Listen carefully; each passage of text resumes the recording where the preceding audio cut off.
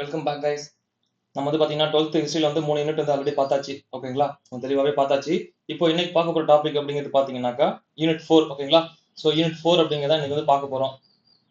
So அதே மாதிரி exam point ஆஃப்ல வந்து இந்த டாபிக் அப்படிங்கிறது கொஞ்சம் இம்பார்ட்டன்ட். ஓகேங்களா, ஸோ இது வரைக்கும் பார்த்த 3 டாபிக்மே எவ்வளோ இம்பார்ட்டன்ட்டோ அதை தாண்டின ஒரு இம்பார்ட்டன்டான டாபிக் அப்படிங்கிறது தான் இந்த யூனிட் 4 அப்படிங்கிறது. ஓகேங்களா, ஸோ இந்த டாபிக் அப்படிங்கிறது நம்ம பேசிக்காக என்ன பற்றி பார்க்க போகிறோம் அப்படின்னாக்கா, காந்தியடிகள் வந்து இந்தியாவுக்குள்ள வந்ததுக்கு அப்புறம். ஓகேங்களா, ஸோ இதுக்கு முன்னாடி வந்து பார்த்தீங்கன்னா இந்தியாவில் வந்து தேசிய இயக்கம் அப்படிங்கிறது பார்த்தீங்கன்னாக்கா ஸ்டார்ட் ஆயிடுச்சு. ஓகேங்களா, இந்திய தேசிய காங்கிரஸ் அப்படிங்கிறவங்க ஸ்டார்ட் பண்ணிட்டாங்க.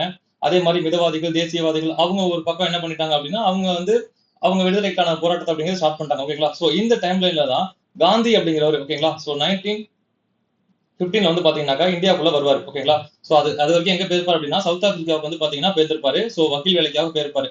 ஸோ அங்கே இருந்து என்ன பண்ணாரு அப்படின்னாக்கா திரும்ப இந்தியாவுக்குள்ள உள்ள வராரு. இல்லையா, இந்தியாவுக்குள்ள உள்ள வந்ததுக்கு அப்புறம் இங்க போயிட்டு இருக்க அந்த விடுதலை போராட்டம் அப்படிங்க இல்லையா, ஸோ இதை அவர் வந்து என்ன பண்ணாருன்னா டேக் ஓவர் பண்றாரு. ஸோ இந்த பாடம் அப்படிங்கிறது காந்தியோட டைம்லைன்ல இந்தியாவோட விடுதலை போராட்டம் அப்படிங்கிறது எப்படி டிராவல் ஆச்சு, என்ன பண்ணுச்சு, ஸோ காந்தியடிகள் வந்ததுக்கு அப்புறம் இந்தியாவோட விடுதலை போராட்டம் எப்படி போச்சு அப்படிங்கிறத என்ன பண்றோம் அப்படின்னா இந்த டாபிக்ல பார்க்க போறோம். ஓகேங்களா, ஸோ நேரா டாபிக்ல போயிடலாமா.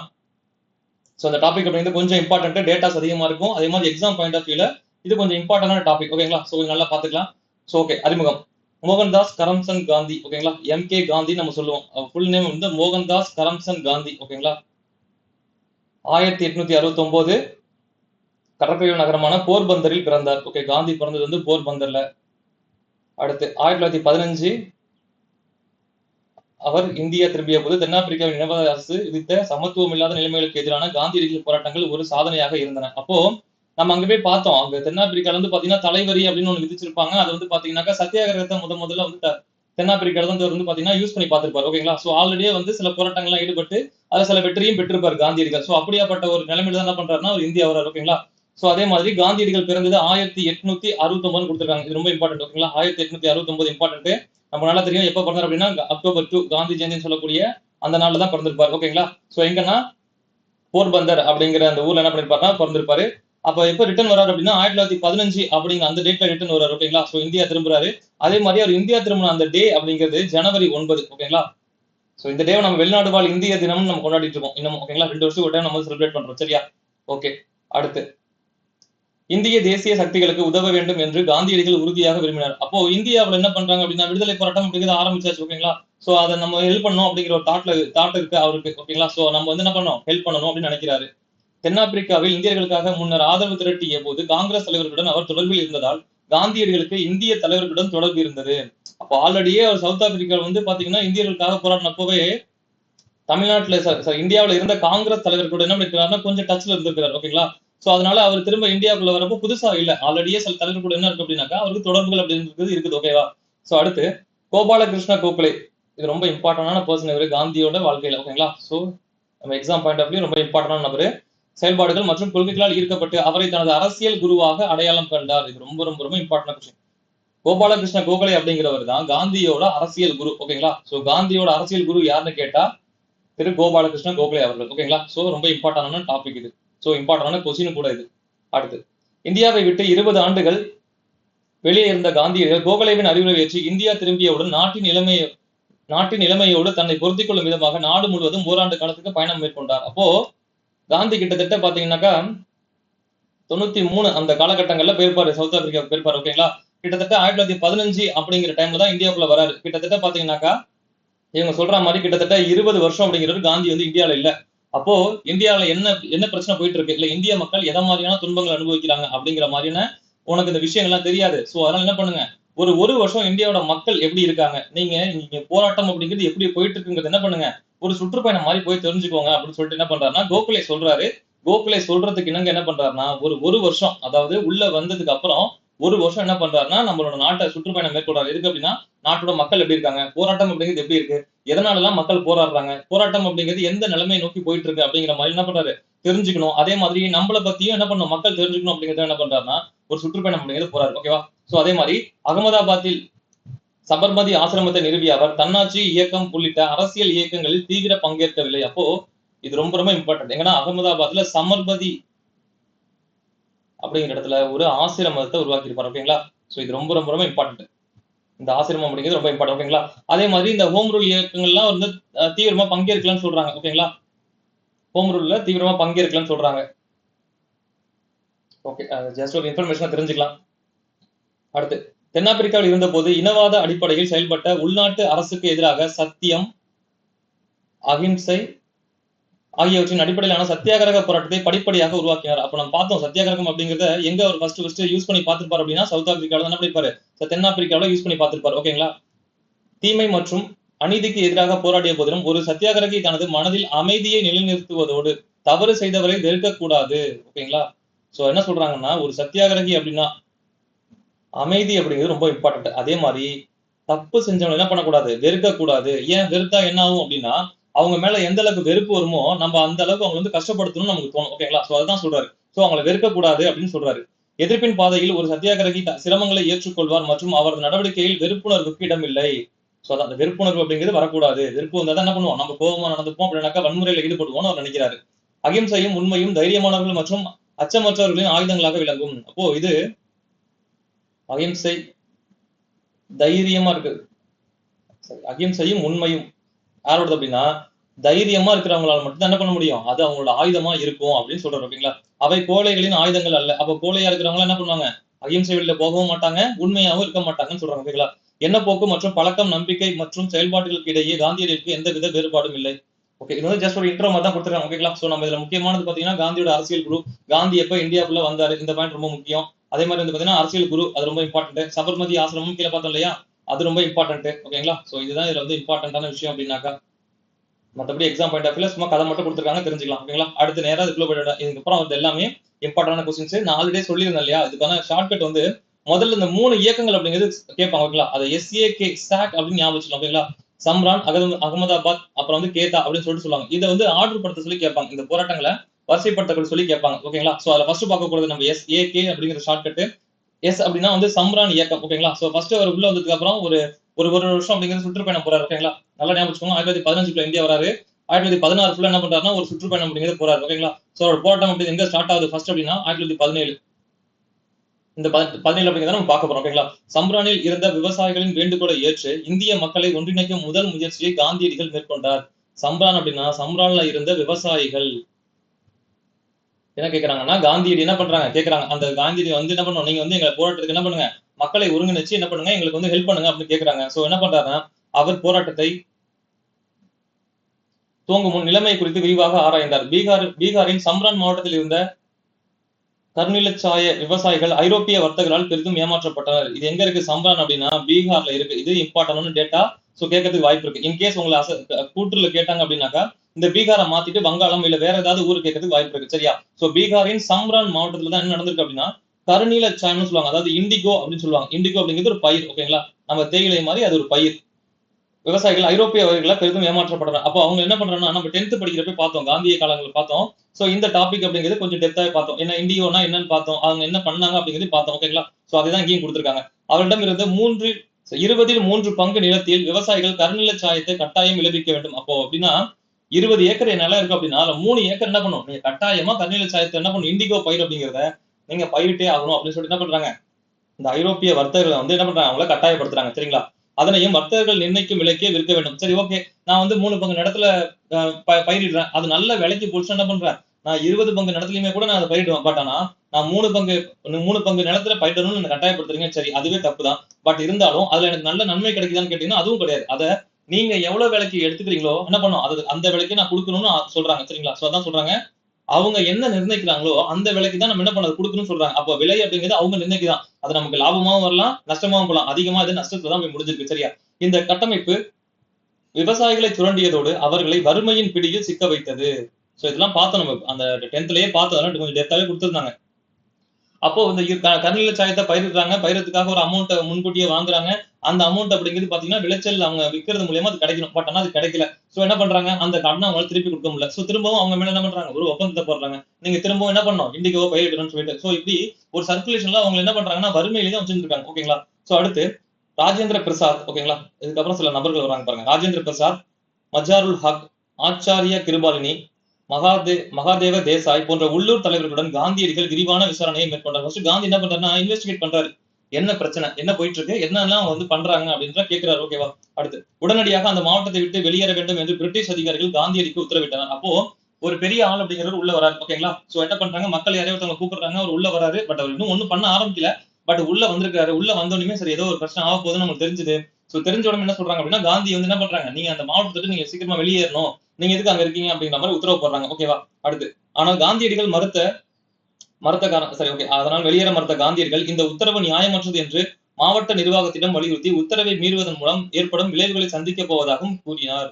அப்ப என்ன சொல்றாருன்னா, நீங்க அந்த மாவட்டத்தை விட்டு வெளியேறணும்னு சொல்லிட்டாங்க. ஏன் சொல்றாங்க? ஓகே ஆல்ரெடி நம்ம பண்றது தப்புன்னு அவங்களுக்கு தெரிஞ்சிருக்கு. இந்த தப்ப ஓகே ரைட் இவங்க எல்லாம் கண்டிக்கிறாங்கன்னு தெரிஞ்சிருச்சு. பட் ஆனா அது பெரிய பிரச்சனை ஆகல. பட் காந்தி உள்ள வந்தாருன்னா ஏதோ ஒரு பெரிய பிரச்சனை ஆகும். இப்ப பீகார்ல சம்ரான்ல மட்டும் இந்த பிரச்சனை இருக்கு. பட் ஆனா ஒட்டுமொத்த அந்த பீகார்ல இருக்கிறவங்க ஒன்னா சேர்ந்தாங்கன்னா அது பெரிய பிரச்சனையா மாறும் இல்லையா? சோ அதை அவாய்ட் பண்றதுக்காக காந்திய வெளில போன்னு சொல்லியிருக்காங்க. பட் ஆனா காந்தி என்ன சொல்றாரு, இந்த உத்தரவு வந்து நியாயமே கிடையாது. இது நியாயமே கிடையாது. ஓகேங்களா? சோ அதே மாதிரி மாவட்ட நிர்வாகத்திட்ட சொல்றாரு. இது வந்து தப்பு. இப்படி வந்து நீங்க என்ன வெளில போவே சொல்லக்கூடாது. அப்படி நீங்க போன்னு சொன்னீங்கன்னா நான் என்ன பண்றேன்? அத மீறி நான் கண்டிப்பா இருப்பேன். அப்படி அது மீறது மூலியமா வரக்கூடிய விளைவுகள் என்ன பண்றேன்? நான் பாத்துக்கிறேன் அப்படின்னு சொல்றாரு. ஓகேங்களா? சோ அந்த விளைவுகளை நான் ஃபேஸ் பண்ணிக்கிறேன் அப்படின்னு காந்தி சொல்றாரு. அடுத்து காந்தியடிகளையும் ஒரு உறுப்பினராக கொண்ட விசாரணை குழு ஒன்று அமைக்கப்பட்டது. அப்ப என்ன சொல்றாங்கன்னா, அப்ப பிரிட்டிஷ் கவர்மெண்ட் சொல்றாங்க, சரி ஓகே நீங்க சொல்றீங்க, ஏதோ பிரச்சனை இருக்குன்னு சொல்றீங்க. நாங்க என்ன பண்றோம்? சுமூகமா புடிச்சுக்க பார்ப்போம். ஓகேங்களா? ஒரு குழுவ ஒண்ணு போடுவோம். அந்த குழு என்ன பண்ணிட்டோம்? அவங்க விசாரிக்கட்டும். ஓகே என்ன பிரச்சனை? உண்மையாவே விவசாயிகளுக்கு பிரச்சனை இருக்குதா? இல்ல இல்லையா? சரி ஓகே இது வந்து சாதாரணமா வந்த பிரச்சனையா? அப்படின்ற மாதிரி என்ன பண்றாங்க? ஒரு விசாரணை பண்ணுவோம். வேணும்னா என்ன பண்ணுங்க? நீங்களும் கூட அந்த விசாரணைக்குள்ள ஒரு மெம்பரா இருந்துக்கோங்க. நாங்க எப்படி விசாரிக்கிறோம்னு பாருங்க.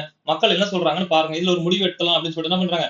ஒரு விசாரணை குழுவும் போடுறாங்க. அதுல காந்தி ஒரு மெம்பர். நல்லா ஞாபகம் வச்சுக்கோங்க. காந்தி ஒரு மெம்பரா இருக்காரு. ஓகேவா? சோ அடுத்து ஏழை விவசாயிகளின் சிரமங்கள் குறித்து குழுவிடம் எடுத்துரைத்து புரிய வைப்பதில் காந்தியடிகளுக்கு சிரமம் ஏற்படவில்லை. ஓகே அவங்க என்ன பண்றாங்க? ஒரு குழு வர்றாங்க. குழு வந்து என்ன பண்ணுவாங்க? மக்கள்கிட்ட கேட்பாங்க. அதாவது தலைவர்கள் ஏதாவது சொல்றாங்க. இன்கேஸ் தலைவர் சொல்றதுல சில தவறுகள் கூட இருக்கலாம். சோ அதனால மக்கள் சிரமப்பட்ட மக்களே நீங்க சொல்லுங்க அப்படின்னு சொல்லிட்டு அந்த குழு கேட்கிறப்போ அவங்களுக்கு ஆல்ரெடியே உண்மையாவே பிரச்சனை இருக்கு. சோ அதனால அதை சொல்றதுல காந்தியடிகளுக்கு இந்த பிரச்சனை இல்ல, மக்களுக்கு இந்த பிரச்சனை இல்லை. ஓகேங்களா? அந்த அறிக்கை ஏற்றுக்கொள்ளப்பட்டு அமல்படுத்தப்பட்டதில் ஐரோப்பிய வர்த்தகர்களின் கட்டுப்பாட்டில் இருந்த கர்நீல விவசாயிகள் மீட்கப்பட்டனர். அப்போ உண்மையாவே அங்க உண்மை பிரச்சனை இருக்குது. ஓகேங்களா? சோ அந்த குழுட்ட என்ன பண்றாங்கன்னா, அவங்க சொல்றாங்க இந்த மாதிரிலாம் பிரச்சனை இருக்கு. இந்த மாதிரிலாம் எங்களை கட்டாயப்படுத்துறாங்க அப்படின்னு சொல்ற அந்த அறிக்கை என்ன பண்றாங்க? உண்மையாவே இந்த அறிக்கை அப்படிங்கிறது உண்மையா தான் இருக்கு. அந்த தலைவர்கள் சொல்றதும் சரிதான். மக்கள் போராடுறதும் சரிதான். நம்ம ஐரோப்பிய வியாபாரிகள் அப்படிங்கிறவங்க என்ன பண்றாங்க? அவங்கள கட்டாயப்படுத்திருக்காங்கன்னு தெரிய வர என்ன பண்றாங்கன்னா, அவங்க அனைவரும் மீட்கப்படுறாங்க. ஓகேங்களா? சோ அந்த ஐரோப்பிய அந்த கர்நீல விவசாயிகள் என்ன பண்றாங்க? அவங்க கிட்ட இருந்து மீட்கப்படுறாங்க. ஓகேங்களா? ஐரோப்பிய வர்த்தகர்கள் படிப்படியாக சம்ரானை விட்டு வெளியேறிட்டனர். அப்போ என்ன பண்றாங்கன்னா, ஓகே ரைட். இதுக்கு பிரச்சனை பண்ண ஆரம்பிச்சுட்டாங்க. ஓகே நம்ம பிரிட்டிஷ் கவர்மெண்ட்டுக்கு தெரிஞ்சுச்சு. ஓகே நம்ம வந்து ஓவரா டார்ச்சர் பண்றோம்னு சொல்லிட்டு என்ன பண்றாங்க? அவங்க காலப்போக்குல கொஞ்சம் கொஞ்சமா என்ன பண்றாங்கன்னா, அவங்க வெளியேறிறாங்க. ஓகேங்களா? சோ சம்ரான பொறுத்தவரைக்கும் பீகார்ல இண்டிகோ பைரேட்ட சொல்லி என்ன பண்றாங்க? பிரச்சனை பண்றாங்க. எவ்வளவு அப்படின்னா 20ல 3 பங்கு. இது முக்கியம். ஓகேங்களா? சோ இதெல்லாம் ஸ்டேட்மெண்ட்ல கேட்கக்கூடிய ஒரு விஷயம். காந்தியடிகள தலைவர் சரி உறுப்பினராக கொண்ட தலைவர் கிடையாது. உறுப்பினராக கொண்ட ஒரு விசாரணை குழு போடுறாங்க. அந்த விசாரணை குழுட்ட மக்கள் எடுத்துரைக்கிறாங்க. எடுத்துரைக்கிறது மூலியமா என்ன பண்றாங்க? கர்நீல விவசாயிகள் என்ன பண்றாங்க? அவங்க ஐரோப்பிய வர்த்தகர்கள்ட்ட இருந்து மீட்கப்படுறாங்க. ஓகேங்களா? சோ இதுதான் ஃபர்ஸ்ட் போராட்டம் காந்தியோடது. 2வது போலாமா? 2வது அப்படிங்கிறது ஆலை தொழிலாளர்கள் வேலைநிறுத்தம் மற்றும் அகமதாபாத்தில் காந்தியடிகள் உண்ணாவிரதம். ஓகேங்களா? இது 1918. அது வந்து 1917 பார்த்தோம். இது 1918. ஓகேங்களா? அதோட அடுத்த வருஷம். ஓகேங்களா? இவ்வாறாக காந்தியடிகள் தனது முதலாவது வெற்றியை தாய்மொழியில் அதாவது சம்ரான் சத்தியாகிரகம் தான் சொல்றாங்க. ஓகேங்களா? பதிவு செய்தார். விவசாயிகள் நிலைமையை நெருக்கமாக புரிந்து கொள்ள இந்த போராட்டம் அவருக்கு வழிவகை செய்தது. அகமதாபாத் நகர மையத்தில் பணியாளர்களுக்காக மக்களை ஒன்று திரட்டும் பணி காத்திருந்தது. ஓகே அகமதாபாத்தோட வேலை செஞ்ச அந்த தொழிலாளர்களுக்கு என்ன பண்றாங்க? திரும்பவும் ஒரு போராட்டத்தில் ஈடுபடுறதுக்கு ரெடி ஆறாரு. ஓகேங்களா? துணி ஆலை பணியாளர்களுக்கும் ஆலை முதலாளிகளுக்கும் இடையே பிரச்சனை நிலவியது. யாருக்கு? துணி ஆலையை சேர்ந்த பணியாளர்களுக்கும். ஓகேங்களா? மேக்சிமம் பிரச்சனை அப்படிங்கிறது அங்க இருக்கிற பணியாளர்களுக்கும் அங்க இருக்கிற முதலாளிகளுக்கும் தான் இருக்கும். ஓகேங்களா? மேக்சிமம் முதலாளி அப்படிங்கிறவங்க யாரா இருப்பாங்க? பிரிட்டிஷாரை சேர்ந்த ஒரு சில பேரா தான் இருப்பாங்க. ஓகேங்களா? ஓகே காந்தியடிகள் இரு தரப்பையும் சந்தித்து பேசினார். காந்தியடி என்ன பண்றாரு? பேசுறாரு. ஓகே என்ன பிரச்சனை? ஏது பிரச்சனை? என்ன பண்றாரு? அந்த முதலாளிகள்ட்டையும் பேசுறாரு. அந்த பணியாளர்கள்ட்டையும் பேசுறாரு. ஓகேங்களா? மிக குறைவான ஊதியம் பெற்ற தொழிலாளர்களின் கோரிக்கையை ஏற்க முதலாளிகள் மறுத்ததை அடுத்து 35% ஊதிய உயர்வு வேண்டும். இப்ப இங்க இது முக்கியம். அங்க அப்படி 20ல் 3 பங்கு முக்கியமோ, இங்க 35% ஊதிய உயர்வு இது முக்கியம். ஓகேங்களா? என்று கூறி வேலை நிறுத்தத்தில் ஈடுபடுமாறு காந்தியடிகள் அவர்களுக்கு அறிவுரை வழங்கினார். அத அட்வைஸ் பண்றதே காந்தி தான். ஓகே நீங்க என்ன பண்ணுங்க? வேலை நிறுத்தத்துல ஈடுபடுங்க அப்படின்னு சொல்றாரு. ஓகேங்களா? சோ இங்க என்ன பிரச்சனை? ஆலை முதலாளிகளுக்கும் பணியாளர்களுக்கும் பிரச்சனை. என்ன பிரச்சனை? ஊதியம் குறைவா இருக்கு அப்படின்னு சொல்லிட்டு பணியாளர்கள் என்ன பண்றாங்க? பிரச்சனை பண்றாங்க. இவர் காந்தி என்ன பண்றாரு? முதலாளிகள்ட்டையும் பேசுறாரு, அந்த தொழிலாளர்கள்ட்டையும் பேசுறாரு. ஓகே அப்ப என்ன பண்றாரு? ஓகே முதலாளிகள் வந்து கேட்கிற மாதிரி தெரியல. அவங்க என்ன சொல்றாருன்னா, நீங்க 35% அப்படிங்கிறது உங்களோட சேலரியில இன்கிரீஸ் பண்ணி கேளுங்க அப்படின்னு அப்படி கேளுங்கன்னு சொல்லிட்டு என்ன பண்றாங்க? வேலை நிறுத்தத்துல ஈடுபடுங்கன்னு என்ன பண்றாரு? காந்தியடிகள் சொல்றாரு. ஓகேங்களா? யாருக்கு? அந்த தொழிலாளர்களுக்கு. தொழிலாளர்களுக்கு ஊக்கம் தரும் வகையில் அவர் உண்ணாவிரத போராட்டத்தில் இயங்கினார். அப்போ அவங்க கிட்டயும் சொல்றாரு. நீங்க உண்ணாவிரதம் போட்டது சரி. அதாவது அவங்க கிட்ட வேலை நிறுத்த போராட்டம்னு சொல்றாரு. அதாவது ஸ்ட்ரைக் பண்ணுங்க. வேலைக்கு போகாம என்ன பண்ணுங்க, நீங்க வெளியில இருங்க, அதாவது வேலை பண்ண மாட்டேன்னு சொல்லுங்க, 35% அப்படிங்கிறது சேலரியில இன்கிரிமெண்ட் கேளுங்க அப்படின்னு சொல்லிட்டு அவங்கள வேலைநிறுத்த போராட்டம் பண்ண சொல்றாரு. காந்தியும் அதே நேரம் என்ன பண்றாரு, ஓகே நானும் உங்களுக்காக என்ன பண்றேன், அந்த அரசு அதாவது அந்த பிரிட்டிஷாருங்க அந்த ஒத்துக்கிற வரைக்கும் இல்ல அந்த முதலாளிகள் ஒத்துக்கிற வரைக்கும் நானும் உண்ணாவிரத போராட்டம் இருக்கேன்னு சொல்லிட்டு என்ன பண்றாரு, காந்தி உண்ணாவிரதம் போராட்டம் இறங்குறாரு. ஓகேங்களா? சோ இது வரைக்கும் நம்ம காந்தி உண்ணாவிரத போராட்டம் பார்க்கல. ஃபர்ஸ்ட் உள்ள வந்ததுக்கு அப்புறம் அவர் இங்கதான் வந்து என்ன பண்றாரு, ஃபர்ஸ்ட் டைம் உண்ணாவிரத போராட்டம் அப்படிங்கிறத கையில் எடுக்கிறார். ஓகேவா? தொழிலாளர்களின் வேலை நிறுத்தமும் காந்தியடிகளின் உண்ணாவிரதம் இறுதியில் தொழிலாளர்களின் கோரிக்கையை ஏற்க வேண்டிய நிலைக்கு ஆலை முதலாளிகளை நிர்பந்தித்தது. அப்ப இங்க முக்கியம். ஓகேங்களா? சோ இதுக்கு 35% அப்படிங்கிறது இந்த சேலரி இன்கிரிமெண்ட் அப்படிங்கிறது அந்த அகமதாபாத்ல நடந்த காந்தியோட உண்ணாவிரதத்துக்கும் அந்த தொழிலாளர்களோட வேலை நிறுத்தத்துக்கும் காரணம்னு சொல்றாங்க. சோ இது நல்லபடியா என்ன பண்றாங்க, முதலாளிகள் அப்படிங்கிறது ஏத்துக்கிட்டாங்க. சரி ஓகே நாங்க ஜெயித்து தரோம், என்ன பண்ணுங்க வந்து வேலை பாருங்கன்னு சொல்லிட்டாங்க. சோ இந்த வேலையும் அப்படிங்கிறது காந்திக்கு சக்சஸா முடிஞ்சிச்சு. ஓகேங்களா? சோ அடுத்து இதுவும் 1918. ஓகேங்களா? கேதா அப்படிங்கிறது ஒரே வருஷம் 1918. சரிங்களா? கேதா மாவட்ட விவசாயிகள் பருவமழை பொய்த்ததன் காரணமாக சிரமத்தை சந்தித்தனர். ஓகே 1918 இங்க என்ன காரணம் பாருங்க, பருவமழை பொய்த்தது. ஓகேங்களா? சோ அங்க வந்து பாத்தீங்கன்னா இண்டிகோ, ரெண்டாவது வந்து பாத்தீங்கன்னா சேலரி இன்கிரிமெண்ட், மூணாவது ஒன்று வந்து பாத்தீங்கன்னா மழை வந்து சரியா பெய்யல. ஓகேங்களா? சிரமத்தை சந்தித்தனர். 1918 நில வருவாய் வசூலை ரத்து செய்யுமாறு காலனி ஆட்சி நிர்வாகத்திடம் அவர்கள் கோரினர். அவங்க என்ன கேக்குறாங்கன்னா, பருவமழை பெஞ்சிருச்சு, சரியான அளவுல விவசாயம் அப்படிங்கிறது என்ன பண்ணல, மகசூல் தரல, என்ன பண்றாங்க, நீங்க தயவு செஞ்சு அந்த 1918 அந்த வருஷம் நீங்க மழை பெய்யல இல்லையா, அதனால என்ன பண்றாங்கன்னா அந்த வருஷம் நீங்க என்ன பண்ணுங்க, அந்த வருவாயை வந்து என்ன பண்ணுங்கன்னா ரத்து செஞ்சிருங்க. ஏன்னா எங்களுக்கே வருமானம் இல்ல, நாங்க அந்த வருமானத்துக்கு ரொம்ப கஷ்டப்படுறோம். பட் நீங்க அதுலயும் அந்த வரி கேக்குறீங்க அப்படின்னா, அந்த கேக்குறீங்க அப்படின்னா அது எங்களால ரொம்ப கஷ்டமா இருக்கு. சோ அதனால ரத்து செய்யுங்கன்னு கேட்டிருக்காங்க. ஓகேங்களா? சோ அரசின் பஞ்சகால விதியின்படி பயிர் சாகுபடி சராசரியாக 25%க்கும் ரொம்ப முக்கியம் அது குறைவாக இருந்தால் பயிரிடுவோர் முழு நிலவரி ரத்துக்கு தகுதி பெறுவர். அப்ப என்ன அர்த்தம் அப்படின்னா ஆல்ரெடி என்ன அவங்க ரூல்லயே ஒண்ணு இருக்கு. என்ன இருக்கு, இன்கேஸ் உங்க பஞ்சம் கடுமையான வறட்சி இல்ல அதிகமான மழை பொழிவு அப்படின்னு சொல்லிட்டு ஏதோ ஒரு விதத்துல பஞ்சம் வந்துருச்சு அப்படின்னா உங்களோட சாகுபடி அப்படிங்கிறது ஓகேங்களா, வழக்கமா உங்களோட நிலத்துல 100 மூட்டை நீங்க வந்து பயிரிடுவீங்க அப்படின்னா அதாவது உற்பத்தி பண்ணுவீங்க அப்படின்னா உங்களோட உற்பத்தி அப்படிங்கிறது 25 மூட்டைக்கு கம்மியா இருக்கு, அதாவது 25% கம்மியா இருக்கு அப்படின்னா நீங்க உங்க என்ன பண்ணணும், முழுவாவே நீங்க வரி விலக்கு பெறுவீங்க, அதாவது நீங்க வரி கட்டவே தேவையில்லைன்னு சொல்றாங்க. இது ஆக்சுவலா ரூல் இருக்குது. ஓகேங்களா? பட் ஆனா இவங்க கேக்குறது உண்மையாவே மகசூல் இல்ல, நீங்க ரத்து பண்ண சொல்லி கேக்குறாங்க. ஓகேங்களா? சோ இது ரூல்ல இருக்கிற ஒண்ணு, அதாவது 25% கீழே இருந்துச்சுன்னா முழுமையான ரத்துக்கு அவங்க தகுதி பெறுவாங்க. ஓகேவா? சோ அப்படின்னு ரூல்ல இருக்கு. பட் ஆனா இவங்க இம்ப்ளிமெண்ட் பண்ணல. ஓகேவா? ஆனால் நிர்வாகத்தினர் இவ்விதியை அமல்படுத்த மறுத்துவிட்டு முழுமையாக பணத்தை செலுத்துமாறு துன்புறுத்தினர். அவங்களோட எண்ணம்லாம் ஒண்ணே ஒண்ணுதான், நீங்க பணத்தை கட்டியே ஆகணும். அதாவது ரூல்ல இருக்கு இல்ல அதெல்லாம் இருக்கு. ஓகேங்களா? பட் அதெல்லாம் நாங்க ஃபாலோ பண்ண மாட்டோம். நீங்க கட்டாயமா உங்களுக்கு அதாவது வருமானம் வருதோ இல்லையோ, உங்களுக்கு மகசூல் வருதோ இல்லையோ என்ன பண்ணும், நீங்க வந்து அந்த பணத்தை கட்டியே ஆகணும்னு சொல்றாங்க. சரியா? பிளேக் நோயினாலும் அதிக வெளியேற்றத்தாலும் பஞ்சத்தாலும் பாதிக்கப்பட்ட விவசாயிகள் காந்தியடிகள் உறுப்பினராக அங்கம் வகித்த இந்திய பணியாளர் சங்கத்தின் உதவியை கோரினார். அப்போ இங்க பாருங்க, சம்பந்தமே இல்லாத ஒரு டேட்டாவை கொண்டு வந்து பாருங்க இங்க வந்து கொடுத்துட்டாங்க. அப்போ இந்திய பணியாளர் சங்கம்னு ஒண்ணு இருக்கு. இது என்ன நம்ம பார்ப்போம். ஓகேங்களா? சர்வன்ஸ் ஆஃப் இந்தியா சொசைட்டி அப்படிங்கிற ஒண்ணு பார்ப்போம். ஓகேங்களா? இது இம்பார்ட்டன்டான ஒண்ணு. இங்க டேட்டா ஒண்ணு கொடுத்துருக்காங்க பாருங்க, காந்தியடிகள் உறுப்பினராக அங்கம் வைத்த அப்போ அந்த என்ன பண்ணிருக்காரு காந்தி அதுல உறுப்பினரா இருக்கிறாரு அப்படிங்கிற அந்த டேட்டாவையும் எக்ஸ்ட்ரா நம்ம கொடுத்துருக்காங்க. அதாவது போற போக்குலயே கொடுத்துருக்காங்க. ஓகேங்களா? சோ இந்திய பணியாளர் சங்கம் அப்படிங்கிற ஒரு சங்கம் இருக்கு. அந்த சங்கத்துல காந்தி உறுப்பினர் இருக்காங்க. அங்கதான் என்ன பண்றாங்கன்னா இவங்க உதவி கேட்டு என்ன பண்றாங்க, அணுகுறாங்க. ஓகேவா? சோ அந்த பணத்தை வந்து கட்ட சொல்றாங்க. பட் ஆனா பணத்தை கட்ட முடியல அவங்களால. ஓகேவா? சோ என்ன காரணம், ஒண்ணு பிளேக் நோய், இன்னொன்னு விலையேற்றம், அப்புறம் வந்து பஞ்சம், இந்த மாதிரி காரணத்தினால என்ன பண்றாங்க, ரொம்ப பாதிக்கப்பட்ட அந்த விவசாயிகள் என்ன பண்றாங்கன்னா காந்தியடிகள் மெம்பரா இருந்த இந்திய பணியாளர் சங்கம் அப்படிங்கிற ஒண்ணு என்ன பண்றாங்க, அவங்க நாடி இருக்காங்க. ஓகேங்களா? ஏழை விவசாயிகள் சார்பாக விதல்பாய் பட்டேலுடன் இணைந்து தலையிட்ட காந்தியடிகள் பணம் செலுத்துவதை நிறுத்திவிட்டு இந்த எதேச்ச அதிகாரம் மற்றும் பழிவாங்கும் நடவடிக்கையை எதிர்த்து சாகும் வரை போராட்டம் நடத்துமாறு அறிவுறுத்தினார். அப்போ அடுத்த போராட்டம் சாகும் வரை போராட்டம் அப்படிங்கிற மாதிரி நம்புறாரு. அடுத்த போராட்டம் ஸ்டார்ட் பண்ணிருக்காரு இந்த விதல்பாய் பட்டேல் அப்படிங்கிற நபர். ஓகேங்களா? சோ இவரு கூட இணைஞ்சுதான் இருக்காரு காந்தி அங்க போராடி இருக்காரு. ஓகேங்களா? சோ இந்த நபர் இங்க முக்கியம், விதல்பாய் பட்டேல். ஓகேவா? அடுத்து இளம் வழக்கறிஞரான வித்தல்பாய் பட்டேலுடன் இந்துலால் நாயக்கும் காந்தியடிகள் இந்த இயக்கத்தில் இணைந்து விவசாயிகளை உறுதியாக இருக்குமாறு வேண்டும். அப்போ இங்கே ஒரு நபர் கொடுக்குறாங்க, இந்துலால் நாயக். ஓகேங்களா? அந்த வல்லபாய் பட்டேல் அப்படிங்கிறவரும் உண்டு. ஓகேங்களா? சோ இங்க 3 நபர்கள் வராங்க, ஞாபகம் வச்சுக்கணும். ஓகேவா? அடுத்து இந்த இயக்கத்தில் விவசாயிகளை உறுதியாக இருக்குமாறு வேண்டினார். பயிர்களை எடுத்துக்கொள்வது, போராட்டம் நடத்தியவர்களின் சொத்துக்களையும் கால்நடைகளையும் சொந்தமாக்கிக் கொள்வது, சில நேரங்களில் அவற்றில் சிலவற்றை ஏலமிடுவது என அரசு அடக்குமுறைகளை கையாண்டது. ஓகே நீங்க போராட்டம் நடத்துறீங்களா, போராட்டம் நடத்துறீங்கன்னா என்ன பண்ணுவோம், உங்க பயிர்களை நாங்க எடுத்துப்போம், உங்க போராட்டம் நடத்த என்ன பண்ணுவோம், உங்க சொத்துக்கள் உங்க கால்நடைகள் என்ன பண்ணுவோம் எல்லாத்தையும் நாங்க எடுத்துப்போம் அப்படின்னு சொல்லிட்டு சில டைம் அதை எடுத்துட்டு நீங்க வரி தரல நாங்க என்ன பண்ண போறோம், அதை ஏலத்துல விட போறோம்னு சொல்லிட்டு என்ன பண்ணிருக்காங்க, அதை அப்படியும் விட்டுருக்காங்க. ஓகேவா? ஓகே எந்த விவசாயியால் பணம் செலுத்த முடியுமோ அவர்களிடமிருந்து மட்டுமே வருவாயை வசூல் செய்ய வேண்டும் என்று அரசு நிர்வாகத்தினர் அறிவுறுத்தல்களை வெளியிட்டனர். அப்போ அரசே என்ன பண்ணுது அப்படின்னா ஒரு அறிவிக்கை ரிலீஸ் பண்றாங்க. என்னது? யாரால பணம் கட்ட முடியுமோ, அதாவது எப்படி வச்சுக்கலாம், யாருக்கு வசூல் கரெக்டா இருக்கோ, அதாவது யாருக்கு வருமானம் சரியா இருக்கோ, இல்ல யாருக்கு சரியான முறையில அந்த விவசாயத்துல வந்து மகசூல் கிடைச்சிருக்கோ அவங்க மட்டும் வரியை கட்டட்டும் அப்படின்னு சொல்லிட்டு கவர்மெண்ட் ரிலீஸ் பண்ணிட்டாங்க. ஓகேவா? சோ அது என்ன பண்றாங்க அப்படின்னா, அப்படி வந்ததுக்கு அப்புறம் காந்திஜி என்ன பண்றாரு? போராட்டத்தை என்ன பண்றாருன்னா விலக்கிக்கிறாரு. ஓகேவா? சோ அந்த சாகுமுறை போராட்டம் அப்படின்னு சொன்னாங்க இல்லையா? அது என்ன பண்றாரு? விலக்கிக்கிறாங்க. ஏன்? பிரிட்டிஷ் கவர்மெண்ட் சொல்லிருச்சு, யாரால கட்ட முடியுமோ அவங்களை மட்டும் கட்ட சொல்லுங்க அப்படின்ற மாதிரி சொல்லிட்டாங்க. ஓகேவா? காந்தியடிகள் தலைமையில் நடந்த 3 போராட்டங்களும் இந்திய நாடு எங்கிருக்கிறது என்ற உணர்வை அவருக்கு வழங்கும் விதமாக அமைந்தது. ஓகே. அந்த ஸ்டார்டிங்ல அந்த 3 போராட்டங்கள் என்ன பண்ணுச்சு? ஒரு அமைதியான முறையில எந்த விதமான போராட்ட பிரச்சனையுமே இல்லாம என்ன பண்ணிட்டாங்க? எப்படியோ அவங்க நினைச்சதை சக்சஸ் பண்ணிட்டாங்க. ஓகேவா? ஏழை விவசாயிகள், இந்தியாவின் மூலை முடுக்கில் வாழ்ந்த அனைத்து வகுப்புகள், சாதிகளைச் சேர்ந்த சாதிகளைச் சேர்ந்த தொழிலாளர்களின் நலன்களை பாதுகாக்க இந்த போராட்டங்களின் வாயிலாக காந்தியடிகள் ஆதரவு திரட்டினார். ஓகே. காலனி ஆதிக்கவாத மற்றும் இந்தியாவை பாக்ஸ் இருக்கு, முடிச்சுட்டு பார்க்கலாம். இந்தியாவைச் சேர்ந்த சுரண்டல்காரர்கள் இரு தரப்பையும் எதிர்கொண்ட அவர் இரு தரப்புகளிலும் பேச்சுக்களை நடத்தினார். அப்போ 2 சைட்லயுமே அவர் பேச்சு நடத்திருக்காரு. யாரு சம்பந்தப்பட்டாங்க, யாரு பிரச்சனையை ஃபேஸ் பண்றாங்களோ அவங்களையும், பிரச்சனைக்கு காரணமான 2 தரப்பட்டையுமே பேசிட்டு தான் அந்த டிசிஷன் அப்படிங்கறத எடுத்திருக்காரு. சரியா?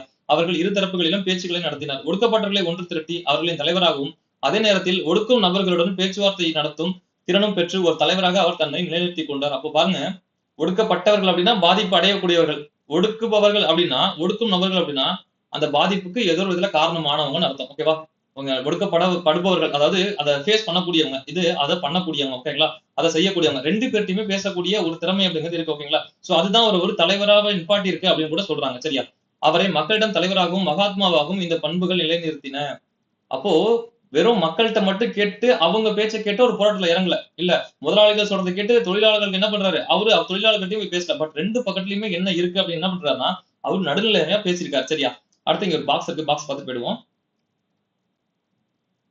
ஓகே. பல்வேறு சாதி, பிரதேசங்கள், மதங்கள் ஆகியவற்றைச் சேர்ந்த இந்தியர்களுக்கு நலப்பணிகளில் பயிற்சி வழங்க இந்திய பணியாளர் சங்கத்தை, அவங்க மேல பார்த்தோம் இல்லையா காந்தி உறுப்பினரா இருக்கிறாருன்னு சொல்லிட்டு, அதை பத்தின டேட்டா தான் இங்க கொடுத்திருக்காங்க. இது இம்பார்ட்டன்ட், ப்ரீவியஸ் கொஸ்டின்ல கேட்டிருக்காங்க. இந்திய பணியாளர் சங்கத்தை கோபாலகிருஷ்ண கோகலே, யார் ஞாபகம் இருக்கா? காந்தியோட அரசியல் குரு. ஓகேங்களா? 1905ல நிறுவியிருக்கிறார். நல்லா ஞாபகம் வச்சுக்கோங்க. காந்தி வந்தது 1915. அதுக்கு 10 வருஷத்துக்கு முன்னாடி என்ன பண்ணிருக்காங்க? இந்திய பணியாளர் சங்கத்தை உருவாக்கி இருக்காங்க. நல்லா ஞாபகம் வச்சுக்கணும். சரியா? பின்தங்கிய ஊரக மற்றும் பழங்குடியின மக்களின் மேம்பாட்டுக்காக தன்னை அர்ப்பணித்துக் கொண்ட நாட்டின் முதலாவது மதச்சார்பற்ற அமைப்பு. அப்போ இதெல்லாம் வந்து ஸ்டேட்மெண்ட்ல கேட்கறதுக்கு வாய்ப்பு இருக்கு. நாட்டின் முதலாவது மதச்சார்பற்ற அமைப்புன்னு சொல்றாங்க. எதுக்கு? ஊரக மற்றும் பழங்குடியின மக்களின் மேம்பாட்டுக்காக. ஓகேவா? அடுத்து நிவாரண பணி, கல்வி அறிவூட்டல் மற்றும் இதர சமூக கடமைகளில் உறுப்பினர்கள் தங்களை ஈடுபடுத்திக் கொண்டனர். 5 ஆண்டு காலத்திற்கு பயிற்சி பெற வேண்டிய உறுப்பினர்கள் குறைவான சம்பளத்துக்கு பணியாற்ற ஒப்புக்கொள்ள வேண்டும். அப்போ 5 வருஷத்துக்கு என்ன பண்ணும்? நீங்க ஒர்க் பண்ற மாதிரி இருக்கும். அது மாதிரி சம்பளம் அப்படிங்கிறது குறைவா தான் இருக்கும். ஓகேவா? இந்த அமைப்புக்கு தலைமையகம் மகாராஷ்டிராவின் பூனாவிலும். அப்போ இது இம்பார்ட்டன்ட். ஓகேங்களா? இதோட ஹெட் குவார்டர்ஸ் அப்படிங்கிறது எங்க இருக்கு அப்படின்னா மகாராஷ்டிராவில பூனா அப்படிங்கிற அந்த இடத்துல தான் இருக்கு. ஓகேங்களா? சோ இந்த டேட்டா அப்படிங்கிறது இம்பார்ட்டன்ட். அடுத்து சென்னை, மும்பை, அலகாபாத், நாக்பூர் ஆகிய 4 இடத்துல என்ன பண்ணுன்னா கிளைகள் இருந்திருக்கு. ஓகேங்களா? சோ இது இந்த தலைமையகம் அப்படிங்கிறது இம்பார்ட்டன்ட். இந்த கிளைகள் நல்லா தெரிஞ்சு வச்சுக்கோங்க. ஓகேங்களா? 4 இடத்துல இருக்கு. அதுல முக்கியமா சென்னையில் அப்படிங்கிறது இருக்கு. ஓகேங்களா? சோ இது யாரு அப்படின்னா யார் உருவாக்குனாங்க, என்ன டேட்டா அப்படிங்கிறது இம்பார்ட்டன்ட், எக்ஸாம்ல கேட்டிருக்காங்க. சரியா? அடுத்து இங்க போயிடலாமா? அடுத்து மாண்டேகு செம்ஸ் போர்டு சீர்திருத்தங்கள். ஓகே. இந்தியாவுக்கான பிரிட்டிஷ் வெளியுறவு அமைச்சர் எட்வின் மாண்டேகு. அப்போ எட்வின் மாண்டேகு அப்படிங்கிறவரு வெளியுறவுத்துறை அமைச்சர். அரச பிரதிநிதி செம்ஸ் போர்டும். அப்போ வைஸ்ராய் அப்படிங்கிறது செம்ஸ் போர்டு. ஓகேங்களா? சோ 2 பேர் கொடுத்திருக்காங்க. 2 பேருமே இம்பார்ட்டன்ட். இந்தியாவுக்கான அரசியல் சாசன மாற்றங்களை அறிவித்தனர். அவைகள் பின்னர் 1919 இந்திய கவுன்சில்கள் சட்டம் என்று அழைக்கப்பட்டன. ரொம்ப இம்பார்ட்டன்ட். இந்திய கவுன்சில் சட்டம் என அழைக்கப்படுகிறது. 1919 கூட மாண்டேகு செம்ஸ் போர்டு சீர்திருத்தங்கள். ஓகேங்களா? ரெஃபார்ம்ஸ் சொல்லுவாங்க. மாகாண சட்டப்பேரவைகளை பெரும்பான்மையாக தேர்ந்தெடுக்கப்பட்டவர்களுடன் விரிவுபடுத்த இந்த சட்டம் வழிவகை செய்தது. அப்போ மாகாண சட்டப்பேரவைகளை பெரும்பான்மையாக தேர்ந்தெடுக்கப்பட்டவர்களுடன் விரிவாக்கம் செய்ய, ஓகேங்களா, விரிவுபடுத்த இது ஒரு வழிவகை செஞ்சிருக்கு. ஓகேங்களா? அதாவது மாகாணம் இருக்கு இல்லைங்களா, அங்க இருந்த தேர்ந்தெடுக்கப்பட்டவர்களோட அந்த எண்ணிக்கையை இன்க்ரீஸ் பண்ணணும் அப்படின்னு சொன்னது இதுதான். ஓகேங்களா? இரட்டை ஆட்சியின் கீழ் மாகாண அரசுகளுக்கு நிர்வாகத்தில் அதிக பங்கு. இது ரொம்ப ரொம்ப இம்பார்ட்டன்ட். இந்த இரட்டை ஆட்சி அப்படிங்கிற இந்த வார்த்தை ரொம்ப ரொம்ப இம்பார்ட்டன்ட். ஓகேங்களா? மாகாண அரசுகளுக்கு நிர்வாகத்தில் அதிக பங்கு வழங்கப்பட்டது. இந்த லைன் ரொம்ப ரொம்ப ரொம்ப இம்பார்ட்டன்ட். இந்த இரட்டை ஆட்சி அப்படிங்கிறது இம்பார்ட்டன்ட். மாகாண அரசுகளுக்கு நிர்வாகத்தில் அதிக பங்கு, அதுவும் இம்பார்ட்டன்ட். ஓகேங்களா? இதெல்லாம் எக்ஸாம் பாயிண்ட்ல கேட்கக்கூடிய டேட்டாஸ் இதெல்லாம். இந்த திட்டத்தின் கீழ் சட்டம், ஒழுங்கு, நிதி ஆகிய முக்கியமான துறைகள் ஆங்கிலேயருக்கு ஒதுக்கீடு செய்யப்பட்டன. அவர்கள் அனைவரும் ஆளுநரின் நேரடி கட்டுப்பாட்டின் கீழ் வந்தனர். சுகாதாரம், கல்வி, உள்ளாட்சி போன்ற இதர துறைகள் இந்திய பிரதிநிதிக்கு மாற்றப்பட்டன. நம்ம ஆல்ரெடி அங்க பாக்குறப்போ பாக்ஸ் கணக்குல பார்த்திருப்போம். ஒதுக்கீடு செய்யப்பட்ட துறைகள், மாற்றப்பட்ட துறைகள்னு 2ஆ பிரிச்சிருப்பாங்க. அதுல ஒதுக்கீடு செய்யப்பட்டது வந்து பாத்தீங்கன்னாக்கா அவங்களுக்கு யாருக்கு பிரிட்டிஷ்காரங்க அவங்க கையில இருந்திருக்கும். மாற்றப்பட்ட துறைகள் அப்படின்னா அதுல சில துறைகள் என்ன பண்ணிருப்பாங்க, அதுல இந்தியர்களுக்கு என்ன பண்ணிருப்பாங்க மாத்தி கொடுத்திருப்பாங்க. ஓகேங்களா? இத்தகைய மாற்றப்பட்ட துறைகளுக்கு பொறுப்பேற்க அமைச்சர்கள் சட்டப்பேரவைக்கு கடமைப்பட்டவர்களாவர். சட்டப்பேரவைகளுக்கு கடமைப்பட்டவர்கள். ஓகேங்களா? ஒதுக்கீடு செய்யப்பட்ட துறைகளுக்கு பொறுப்பேற்பவர் சட்டப்பேரவைகளுக்கு கடமைப்பட்டவர்கள் இல்லை. அப்போ ஒதுக்கீடு செய்யப்பட்டவங்க வந்து சட்டப்பேரவைகளுக்கு கடமைப்பட்டவங்க கிடையாது. ஓகேங்களா? மேலும் சிறப்பு மறுப்பாணை அதிகாரங்களின் கீழ் அந்தந்த மாகாணங்களின் ஆளுநர்கள் அமைச்சர்களை அதிகாரம் செய்ய இயலும். அப்போ இந்த ஆளுநர்கள் அப்படிங்கிறவங்க யார அமைச்சர்களை அதிகாரம் செய்ய முடியும்னு சொல்றாங்க. யாரும் இந்த சட்டத்துக்கு கீழே. இதனால் இந்த அமைப்பு முழுவதுமே நகைப்பு கூடமாய் ஆகின. அப்போ இது ஒன்றும் பெரிய அளவுல இல்லை. எப்படி பார்த்தாலும் அவங்க தான் கண்ட்ரோல் பண்ற மாதிரி இருக்கு. ஓகேங்களா? சோ மத்திய சட்டப்பேரவை குறித்து விவரிக்கும் சட்ட அம்சம் 2 அவைகளுடன் இரட்டை அடுக்கு சட்டப்பேரவையை மற்றும் மேலவையை உருவாக்கியது. அப்போ இந்த இரட்டையாட்சின்னு சொல்லக்கூடியது ஒரு சிறப்பு அப்படின்னா இரட்டை அடுக்கு, அதாவது 2 அவைகளும் கூடிய இரட்டை அடுக்கு. ஒன்னு சட்டப்பேரவை, இன்னொன்னு சட்ட மேலவை என்ன பண்ணிருக்கு இது உருவாக்கி இருக்குன்னு சொல்றாங்க. ஓகேவா? சோ 2 அவைகளை உருவாக்கி இருக்குன்னு சொல்றாங்க. அடுத்து மத்திய சட்டப்பேரவையில் இருந்த 144 மொத்த உறுப்பினர்களில் 41 உறுப்பினர்கள் நியமனம் செய்யப்பட வேண்டும். இப்போ இந்த டேட்டாஸ் இது வரைக்கும் கேட்டது இல்ல. பட் ஆனா இதெல்லாம் இம்பார்ட்டன்டான டேட்டாஸ் தான். ஓகேங்களா? மொத்தமா 144 பேர் இருந்திருக்காங்க. ஆனா 41 பேர் அப்படிங்கிறத நியமனம் செய்ய வேண்டும் அப்படின்னு சொல்லியிருக்காங்க. மாநிலங்களவை என்றழைக்கப்பட்ட மேலவையில் மொத்தம் 60 உறுப்பினர்களில் 26 உறுப்பினர்கள் நியமன உறுப்பினர்களாக இருந்தனர். அப்போ இந்த டேட்டாஸ் எல்லாம் கேட்டதில்லை இது வரைக்கும். பட் ஆனா வந்து நல்ல கொஸ்டின் ஏரியா அதெல்லாம். ஓகேங்களா? சோ நல்லா தெரிஞ்சு வச்சுக்கோங்க இதெல்லாம். கவர்னர் ஜெனரல் மற்றும் அவரது நிர்வாக கவுன்சிலின் மீது 2 அவைகளும் எந்த கட்டுப்பாடும் இல்லை. அப்போ அவங்க கவர்னர் கவுன்சில் மீது எந்த விதமான கட்டுப்பாடுமே இல்லை இந்த ரெண்டு அவைகள் மேலே. ஓகேங்களா? ஆனால் மாகாண அரசுகள் மீது மத்திய அரசுக்கு முழு கட்டுப்பாடு இருந்தது. அப்போ மாகாண அரசுகள் அப்படின்னாக்கா நம்ம சொல்லக்கூடிய இப்போ மாநில அரசுகள் அத மாதிரி சொல்லுவாங்க. ஓகேங்களா? அப்போ வந்து மாகாணம்னு சொல்லுவாங்க. இப்ப நம்ம மாநில அரசுன்னு சொல்றோம் இல்லையா, அதை சொல்றாங்க. ஓகேங்களா? மீது மத்திய அரசுக்கு முழு கட்டுப்பாடு இருந்தது. அப்போ சென்ட்ரல் கவர்மெண்ட்டுக்கு என்ன பண்ணிச்சு ஒரு முழுமையான அதிகாரம் அப்படிங்கிறது. இன்டெரக்டா சொல்ல போனா பிரிட்டிஷ்காரங்க அவங்களுக்கு தான் அதிகமான அதிகாரங்கள் அப்படின்னு இருந்திருக்கு. இதன் விளைவாக ஆங்கிலேய அதிகாரிகளின் கைகளில் அதிகாரம் குவிந்திருந்தது. சொன்ன மாதிரிதான் ஐரோப்பிய மற்றும் ஆங்கிலேய அதிகாரிகள் எப்படி பார்த்தாலும் அவங்க கையில தான் என்ன பண்றாங்க மாத்தி தரா மாதிரி மாத்தி கொடுத்துட்டு, பட் ஆனா அவங்க தான் அதிகாரத்தோட உச்சியில் இருக்காங்க. ஓகேங்களா? வாக்களிக்கும் உரிமையும் தொடர்ந்து கட்டுப்பாடுகளை கொண்டிருந்தது. அப்போ வாக்களிக்கிறதும் கூட நீங்க எல்லாரும் வாக்களிக்க முடியாது. சொத்தின் அடிப்படையில் என்ன பண்றாங்க ஒரு சில குறிப்பிட்ட சதவீத மக்கள் மட்டும் என்ன பண்ண முடியும் அப்படின்னா ஓட்டு போட முடியதா இருந்திருக்கு. சரிங்களா? அடுத்து பிரிட்டனின் போர் முயற்சிகளுக்கு நிபந்தனையற்ற ஆதரவு கொடுத்த இந்தியாவின் பொதுநலன் மீது அக்கறை கொண்ட மக்கள் இன்னும் நிறைய எதிர்பார்த்தனர். அப்போ பிரிட்டனோட போருக்கு வந்து என்ன பண்ணிருப்போம் நம்ம தான் சப்போர்ட் பண்ணிருப்போம். ஓகேங்களா? முதலாம் உலக போருக்கு என்ன பண்ணிருப்போம் நம்ம சப்போர்ட் பண்ணணும்னு சொல்லியிருப்போம். ஓகேங்களா? சோ அதுக்கு என்ன பண்றாங்கன்னா இன்னும் பிரிட்டிஷ்காரங்க நமக்கு ஏதாவது செய்வாங்க அப்படின்னு சொல்லிட்டு என்ன பண்ணிருப்போம் அப்படின்னா நம்ம எதிர்பார்த்திருக்காங்க. ஓகேங்களா? இந்தியர்கள் அப்படிங்கிறவங்க எதிர்பார்த்திருக்காங்க. இந்த திட்டம் 1918 அறிவிக்கப்பட்ட போது இந்த மான்டேகு செம்ஸ்போர்ட் திருத்தங்கள் இப்போ 1918 அறிவிக்கப்பட்ட போது இந்தியா முழுவதும் விமர்சனத்துக்கு உள்ளானது. 1918 ஆகஸ்ட் மாதம் பம்பாயில் நடந்த இந்திய தேசிய காங்கிரசின் சிறப்பு அமர்வில், அப்போ 1918 ஆகஸ்ட் மாதத்துல பம்பாயில நடந்த சிறப்பு அமர்வு. ஓகேங்களா? ரெகுலர் மாநாடு கிடையாது, ஒரு சிறப்பு அமர்வு. அதாவது ஏதாவது இம்பார்ட்டன்ட் விஷயத்தை டிஸ்கஸ் பண்ண என்ன பண்ணுவாங்கன்னா போடுவாங்க. அந்த சிறப்பு அமர்வுல இந்த திட்டம் பற்றி விவாதிக்கப்பட்டது. இந்த திட்டம் ஏமாற்றத்தையும் அதிருப்தியையும் அளிப்பதாக காங்கிரஸ் தெரிவித்தது. அப்போ அவங்க நினைச்ச மாதிரி இல்ல. அதான் நம்ம வந்து உலக போல நம்ம சப்போர்ட் பண்றோம், எல்லாமே ஹெல்ப் பண்றோம். பட் என்ன பண்றாங்க அவங்க நமக்கு தேவைப்பட்டதை அவங்க செய்யல. ஓகேங்களா? சோ அந்த அதிருப்தி அப்படிங்கிறது நிலவி இருக்கு. பொதுக்கருத்தை உருவாக்குவதில் தங்கள் வழக்கமாக பின்பற்றிய ஆசை காட்டி மோசம் செய்யும் கொள்கையை காலனி ஆதிக்க அரசு பின்பற்றுது. என்ன சொல்றாங்க நீங்க எங்களுக்கு இதை பண்ணுங்க நாங்க அதை பண்றோம்னு சொல்லிட்டு வழக்கம் போல ஆசை காட்டி மோசம் செய்யறது என்ன பண்ணிருக்கு பிரிட்டிஷ் அரசுக்கு கை வந்த கலையா இருக்கு. ஓகேங்களா? சோ அதுதான் இங்கேயும் பண்ணிட்டாங்க. சீர்திருத்தங்களை முயன்று அதற்காக உழைக்க வேண்டும் என்று கோரிய மிதவாத தாராள கொள்கையுடன் அரசியல் தலைவர்கள் குழு ஒன்று செயல்பட்டது. ஓகே என்ன பண்றாங்கன்னா சீர்திருத்தங்களை என்ன பண்ணணும் நம்ம வாங்கி ஆகணும்னு சொல்லிட்டு அதுக்காக நம்ம ஏதாவது உழைக்கணும் அப்படின்னு சொல்லிட்டு என்ன பண்றாங்கன்னா ஒரு குரூப் அப்படிங்கிறவங்க பாடுபட்டிருக்காங்க. சுரேந்திரநாத் பானர்ஜி தலைமையிலான இந்த குழு பெரும்பான்மை கருத்தை எதிர்த்ததோடு இந்திய லிபரல் கூட்டமைப்பு என்ற பெயரில் தனது சொந்த கட்சியை தொடங்க காங்கிரசுக்கு வழிவமைத்தது. அப்போ இங்க வர இந்த நபர் ரொம்ப ரொம்ப ரொம்ப இம்பார்ட்டன்டான நபர். ஓகேங்களா? என்ன அப்படின்னா மிதவாத தாராளவாத கொள்கையுடன் ஒரு அரசியல் குழு உருவாக்கப்பட்டுச்சு. அதோட தலைவரா யார் இருக்காரு அப்படின்னா சுரேந்திரநாத் பானர்ஜி. ரொம்ப இம்பார்ட்டன்டான ஒண்ணு. ஓகேங்களா? சோ இவங்க யாரை உருவாக்குறாங்க அப்படின்னா இந்திய லிபரல் கூட்டமைப்பு அப்படிங்கிற ஒரு கட்சியை உருவாக்குறாங்க. இதுவும் ரொம்ப இம்பார்ட்டன்ட். யாரு உருவாக்குனாங்கன்னு அப்படியே கேட்பாங்க. ஓகேங்களா? இது கொஸ்டின் ஏரியா. ஓகேவா? நல்லா பாத்துக்கணும். அடுத்து பிராமணர் அல்லாதோர் இயக்கம். பல்வேறு அடுக்குகள் கொண்ட இந்திய சமூகமும் அதனுள் இருந்த முரண்பாடுகளும் உயர் வகுப்பு ஆளுமையை கேள்வி கேட்கும் சாதி அமைப்புகள் மற்றும் இயக்கங்கள் தொடங்கப்பட ஏதுவாக அமைந்தன. ஓகேங்களா? சோ ஆல்ரெடி பார்த்தோம் இந்தியாவுக்குள்ள அந்த சாதிய முரண்பாடுகள் அப்படிங்கிறதும் ஒடுக்கப்பட்ட மக்கள் என்ன பண்றாங்க, ரொம்ப கஷ்டப்படுறதுமான சில விஷயங்கள்லாம் நடந்துட்டு இருக்கு. ஓகேங்களா? சோ இதை எதிர்த்து தான் என்ன பண்றாங்கன்னா சில இயக்கங்கள் தொடங்கறதுக்கு இதெல்லாம் ஒரு காரணமா அமையுது. ஓகேங்களா? உற்பத்தியின் காரணிகளை மேல் வர்க்கத்தினர் கட்டுப்படுத்திய நிலையில் வாழ்வாதாரத்தை நடுத்தர மற்றும் ஒடுக்கப்பட்டோர் சார்ந்திருந்தார். கட்டுப்படுத்திய நிலையில் வாழ்வாதாரத்தை அப்போ அந்த எவ்வளவு சம்பாதிக்கணும், எவ்வளவு வரி கொடுக்கணும், இல்லைனாக்கா எவ்வளவு விளைவிக்கணும், எவ்வளவு நிலம் வச்சிருக்கணும் அப்படிங்கிறதெல்லாம் யாரு, அந்த மேல் வர்க்கத்தினர் என்ன பண்றாங்கன்னா அதுல எல்லாத்தையும் கண்ட்ரோல் பண்றாங்க. பட் இவங்க என்ன பண்றாங்க, அந்த நடுத்தர மக்களோ இல்லைனாக்கா ஒடுக்கப்பட்டோர் என்ன பண்றாங்கன்னா அவங்க சொல்ற அந்த விஷயத்தை என்ன பண்றாங்கன்னா அவங்க சார்ந்து இருக்கக்கூடிய ஒரு சுச்சுவேஷன் அமையுது. ஓகேங்களா?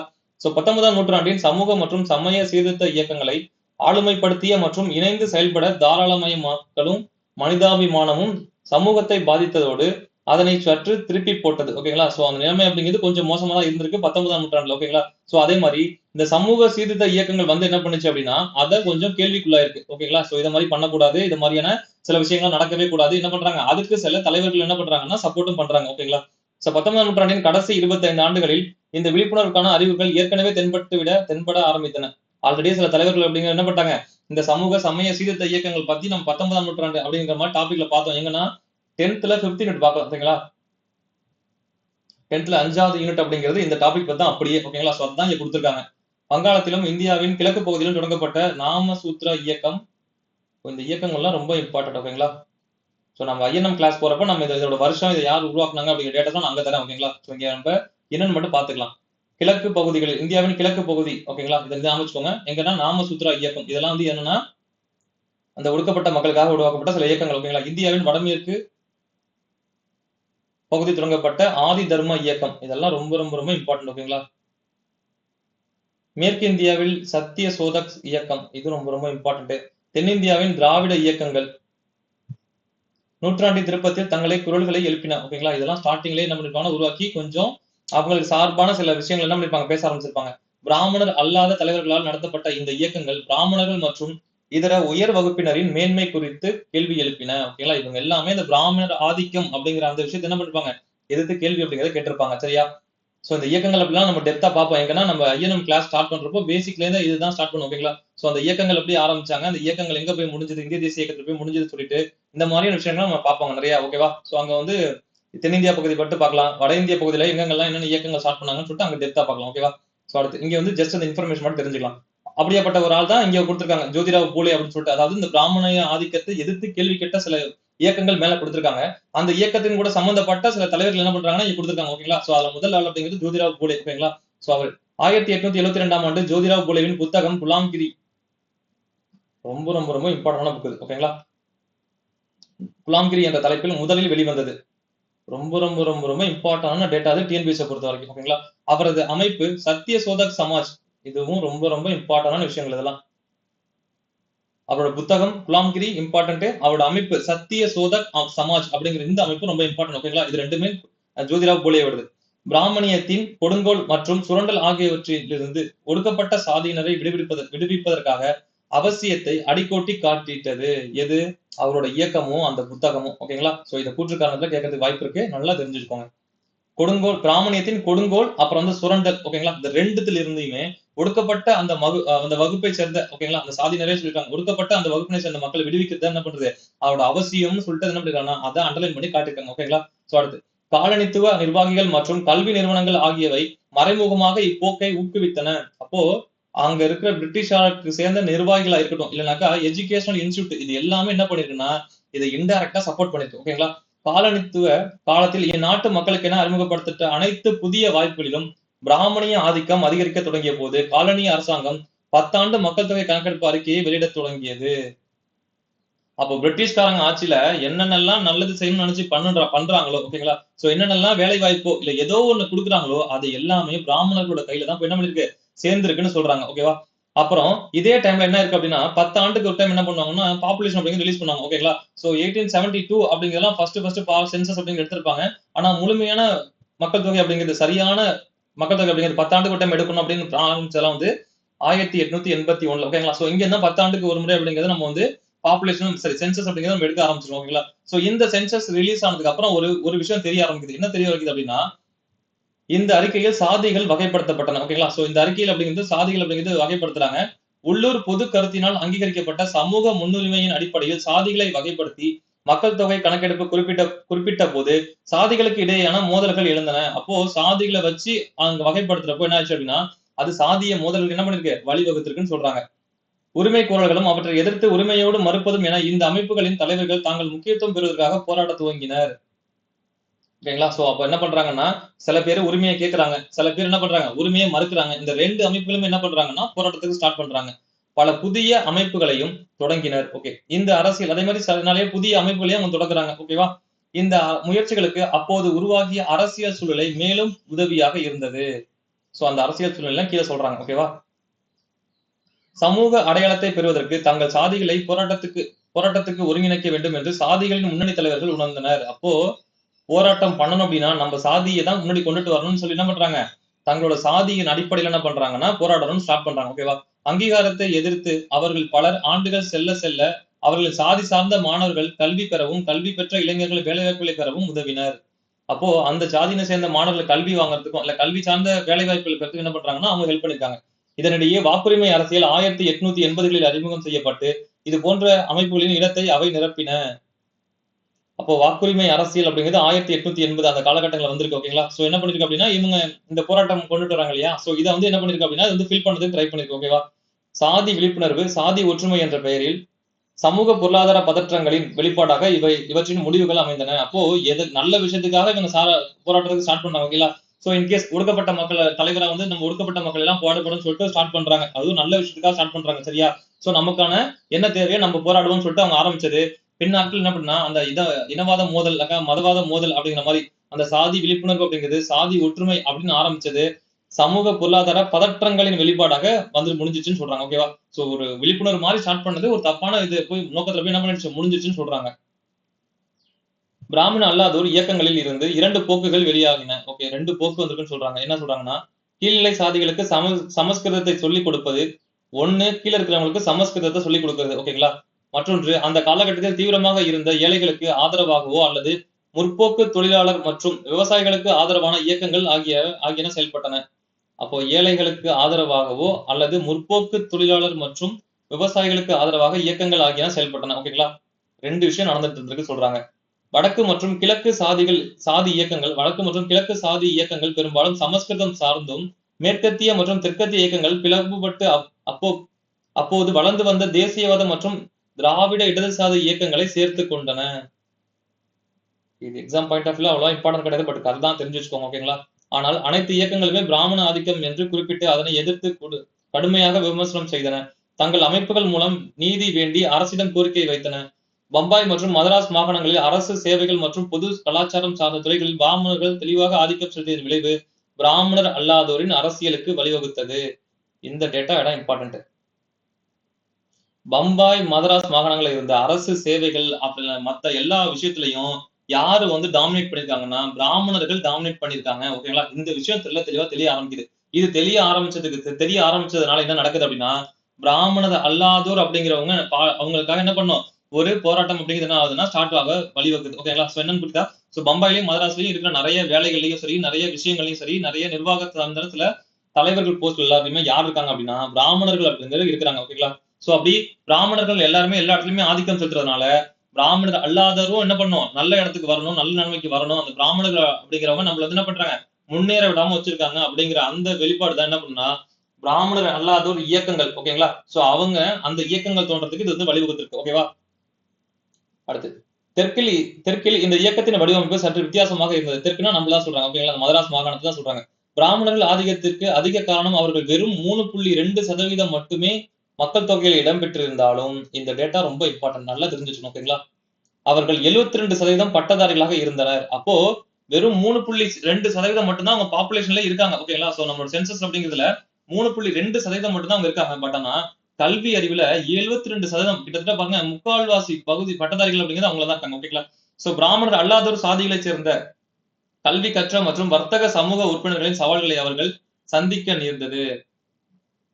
பிராமணர் அல்லாதார் சாதிகளைச் சேர்ந்த கல்வி கற்ற மற்றும் வர்த்தக சமூக உறுப்பினர்களின் சவால்களை அப்போ பிராமணர் அல்லாதோர் எல்லாருமே என்ன பண்றாங்கன்னா கல்வி மற்றும் கற்ற வர்க்க சமூக உறுப்பினர்கள், அந்த கல்வி கற்றிருக்காங்க இல்லையா, அவங்களோட இல்லைன்னா அவங்க அந்த சமூக உறுப்பினர்கள் என்ன பண்றாங்க, அவங்களோட சவால்கள் அப்படிங்கிறத ஃபேஸ் பண்ண வேண்டியதா இருந்திருக்கு அப்படின்னு சொல்றாங்க. அவர்கள் தொடக்கத்தில் மேல்குடி மக்களாக இருந்ததோடு அவர்களோட சவால் 1916 இறுதியில் பிராமணர் அல்லாதோர் உருவாக்கிய அறிக்கையில் எடுத்து வைக்கப்பட்டது. இது நம்ம நீதி கட்சி பாக்குறப்போ நம்ம நல்லா டெப்தா பார்ப்போம். ஓகேங்களா? சோ வெறும் பிராமணர் அல்லாதோர் உருவாக்கிய அறிக்கைன்னு மட்டும் சொல்லியிருக்காங்க. இது நம்ம அங்க பாக்குறப்போ நம்ம டெப்தா பார்ப்போம். நீதி கட்சி பீரியட் பாக்குறப்போ கொஞ்சம் என்ன பண்ணுவாங்கன்னா கொஞ்சம் டெப்தா சொல்லிருப்பாங்க. ஓகேங்களா? ஜஸ்ட் அந்த பிராமணர்கள் இயக்கம் அப்படிங்கறனால அப்படியே எல்லா டேட்டாவும் அப்படியே ஒண்ணா தொகுத்து கொடுத்துருக்காங்க. சரிங்களா? சின்ன சின்னதா அப்படி ஆட் பண்ணிருக்காங்க. இந்த டேட்டாஸ் ரொம்ப ரொம்ப இம்பார்ட்டன்டான டேட்டாஸ். நம்ம தமிழ்நாடு பாக்குறப்போ இதெல்லாம் கொஞ்சம் டெப்தா பார்ப்போம். வரி செலுத்துவோரில் பெரும்பகுதியாகவும் பெரும்பான்மையாகவும் ஜமீன்தார்களாகவும் நிலப்பரப்புகளாகவும் வேளாண்மை விவசாயிகளாகவும் தாங்கள் இருந்த போதிலும் அரசிடமிருந்து எந்த பலன்களையும் பெறவில்லை என்று அவர்கள் தெரிவித்தனர். அப்போ இந்த பிராமணர் அல்லாதவர்கள் என்ன பண்றாங்க, வரி செலுத்துறதுல நாங்க தான் அதிகமா இருக்கோம். எங்கள்ல தான் நிறைய பேர் ஜமீன்தார்களா இருக்காங்க, நிலப்பரப்புல இருக்காங்க, வேளாண் விவசாயிகளா இருக்காங்க. பட் ஆனாலும் எங்களுக்கு எந்த விதமான நன்மைகளுமே கவர்மெண்ட் இருந்து கிடைக்கல அப்படின்னு சொல்றாங்க. ஓகேங்களா? அடுத்து, இந்தியாவை பிரித்தாளும் சூழ்ச்சியில் பிராமணர் அல்லாதோரின் உண்மைகளை குறைகளை பயன்படுத்திக் கொள்ள காலனி ஆதிக்க அரசு முயன்றது. ஓகே. இந்தியாவை பிரித்தாளும் சூழ்ச்சி என்ன பண்றாங்கன்னா, பிராமணர் அல்லாதோரோட உண்மையான குறைகள் என்ன பண்றாங்கன்னா, கேட்டு என்ன பண்றாங்கன்னா, அத தங்களுக்கு யூஸ் பண்ண நினைக்கிறாங்க. ஓகேங்களா? பம்பாய் மாகாண பிராமணர் அல்லாதோர் பரிஷத். ஓகேங்களா? இங்க பம்பாய் மாகாண பிராமணரோதர பரிஷத். இது ரொம்ப இம்பார்ட்டன்ட். ஓகேங்களா? இது மாதிரி இயக்கங்கள் அப்படிங்கிறது இம்பார்ட்டன்ட். மதராஸ் மாகாண நீதி கட்சி. இது நம்ம நல்லா டெப்தாவே பார்ப்போம். ஓகேங்களா? சோ இந்த பம்பாய் மாகாணத்தோட இந்த பிராமணரோதர பரிஷத் அப்படிங்கிறது இங்க ஒரே ஒரு டைம் தான் நம்ம பார்ப்போம். ஓகேங்களா? சோ நம்ம ஐஎன்எம் கிளாஸ் பார்க்கறப்ப கொஞ்சம் அந்த 2 இடத்துல நம்ம பார்ப்போம். பட் ஆனா ஸ்கூல் புக்ல இங்க ஒரு இடத்துல மட்டும் தான். ஓகேங்களா? சோ நீதி கட்சி அப்படிங்கிறது நம்ம பின்னாடி பார்ப்போம். நல்லா டெப்தாவே பார்ப்போம். ஓகேங்களா? அவைகளுக்கு இது குறைந்தபட்சம் 1930 வரை பொருந்தியது. தீவிரமான தலித் பகுஜன் இயக்கம் அம்பேத்கர் தலைமையிலும். அப்போ ரொம்ப ரொம்ப ரொம்ப இம்பார்ட்டன்ட். ஏங்களா? தலித் பகுஜன் அப்படிங்கிற இயக்கம் யாரோட தலைமையில ஏற்பட்டிருக்கு அப்படின்னா அம்பேத்கரோட தலைமையில. சோ இது ரொம்ப ரொம்ப ரொம்ப இம்பார்ட்டன்ட். ஓகேங்களா? சோ அம்பேத்கர் அப்படிங்கிறவரை கான்ஸ்டிடியூஷனை பொறுத்த வரைக்கும் ரொம்ப இம்பார்ட்டன்ட். அதே மாதிரி இந்திய தேசிய போராட்டத்திலையும் ஒரு முக்கியமான நபர் அவரு. அவர் சம்பந்தப்பட்ட இதழ்கள் மற்றும் இந்த இயக்கங்கள்லாம் ரொம்ப ரொம்ப இம்பார்ட்டன்ட். ஓகேங்களா? சுயமரியாதை இயக்கம் தந்தை பெரியார். இது நம்ம தமிழ்நாட்டை சம்பந்தப்பட்டவர். சோ அதனால இதுவும் ரொம்ப ரொம்ப இம்பார்ட்டன்டான ஒரு நபர். ஓகேங்களா? ஈவே ராமசாமி தலைமையிலும் உருவாகி சமூக நீதி சார்ந்த அடிப்படை மாற்றம் கோரும் இயக்கங்கள் இந்த 2 பகுதிகளிலும் செயல்பட்டன. ஓகேவா? அடுத்து, இந்தியாவின் கீழ்த்தட்டு மக்கள் விழிப்புணர்வு பெற்ற தேசியவாதிகளால் கூறிய தாராளமய ஜனநாயக கருத்துக்களை அறிந்து கொள்ள முடியவில்லை. ஓகேங்களா? கீழ்த்தட்டு மக்களால இதெல்லாம் புரிஞ்சுக்க முடியல. சரியா? இந்த திருப்பங்களை தேசியவாதிகளின் ஒரு குழுவினர் முற்றிலுமாக நிராகரித்த நிலையில் அவர்களில் பெரும்பான்மையானோர், குறிப்பாக அடிப்படை மாற்றம் விளைவோர் தீவிர தன்மையுடன் இந்த இயக்கங்களை எதிர்த்தனர். சில பேர் இதை என்ன பண்றாங்க, எதிர்க்கவும் செய்யறாங்க. யாரு? அந்த பெரும்பான்மையான மக்கள் என்ன பண்றாங்க, இதை எதிர்க்கவும் செய்யறாங்க. ஓகேங்களா? அடுத்து, பிரிட்டிஷாரின் தேச விரோத சக்திகள் போன்றவற்றிற்கு கைத்தடிகள் என்று இந்த இயக்கங்களை சிலர் குறிப்பிட்டனர். ஓகே. அதே மாதிரி பிரிட்டிஷாரோட கைத்தடிகள் ஏன்னா அவங்களுக்கு சப்போர்ட்டா இருக்கு அப்படின்ற மாதிரி சொல்லியிருக்காங்க. காலனி அரசுக்கு எதிராக பூர்வாங்க தேசியவாத தலைவர்கள் எந்த மாதிரியான உத்திகளை பயன்படுத்தினார்களோ அதே மாதிரியான உத்திகளை பிராமணர் அல்லாத இயக்கத்தின் பூர்வாங்க தலைவர்களும் பின்பற்ற தொடங்கினர். ஓகேங்களா? சோ அந்த பிராமணர் அல்லாத தலைவர்களும் சில விஷயங்களை பண்ணதான் செஞ்சிருக்காங்க அப்படின்னு சொல்றாங்க. ஓகேவா? சோ இந்த டாபிக்ல இங்க பாத்திருக்க அந்த பிராமணர் அல்லாத இயக்கங்கள்ல அந்த இயக்கங்கள் மட்டும் கொஞ்சம் இம்பார்ட்டன்ட். மத்தபடி இந்த கதை அப்படிங்கிறது போராட்டம் தெரிஞ்சு வச்சுக்கணும். ஓகேங்களா? சோ என்ன பண்ணிருக்காங்க, ஏது பண்ணிருக்காங்க, எதை மாதிரிலாம் இருந்திருக்குன்னு சொல்லிட்டு. பட் அந்த இயக்கங்கள் அப்படிங்கிறது தான் நம்ம கொஸ்டின் ஏரியா. ஓகேவா? சோ இது ஃபுல்லா கதை தான். ஓகேவா? ஓகே. பார்ட் 1 அப்படிங்கிறது நம்ம இதோட கம்ப்ளீட் பண்ணிக்கலாம். ஓகேங்களா? சோ இதுல ஃபுல்லா நிறைய கதை தான். பட் எக்ஸாம் பேட்டர்ல கொஞ்சம் கம்மி. ஒரு டைம் படிச்சீங்க அப்படின்னாவே உங்களுக்கே புரியும். சரி, ஓகேங்களா? சோ அடுத்த டாபிக்ல அப்படிங்கிறது நம்ம ஒத்துழையாமை இயக்கம் அப்படிங்கிறதுல நம்ம பார்ட் 2 அப்படிங்கிறது ஸ்டார்ட் பண்ணலாம். ஓகேங்களா? சோ இந்த டாபிக்கை பொறுத்த வரைக்கும் அந்த சம்ரான், கேதா, அகமதாபாத் இந்த 3 வந்து இம்பார்ட்டன்ட். இங்க கொடுத்திருக்க அந்த பிராமணர் இயக்கங்கள் அப்படிங்கிறது கொஞ்சம் இம்பார்ட்டன்ட். அதோட அந்த இயக்கங்கள் அது யார் வந்து ஸ்டார்ட் பண்ணாங்க அப்படிங்கிறது கொஞ்சம் இம்பார்ட்டன்ட். அதை மட்டும் ஒரு டைம் படிச்சீங்க அப்படின்னா உங்களுக்கு புரிஞ்சிடும். ஓகேங்களா? சோ ஏதாவது டவுட் அப்படின்னா வந்து கமெண்ட் செக்ஷன்ல கேளுங்க. நான் வந்து சால்வ் பண்றேன். இல்ல ஏதாவது இஷ்யூஸ் அப்படி இல்ல சஜஷன் இருந்துச்சுனாலும் என்ன பண்ணுங்க, கமெண்ட் செக்ஷன்ல சொல்லுங்க. ஓகேங்களா? சோ பார்ட் வீடியோல பார்க்கலாம். இந்த வீடியோ உங்களுக்கு பிடிச்சிருக்குன்னு நினைக்கிறேன். ஓகேங்களா? நல்லா படிங்க. Bye guys.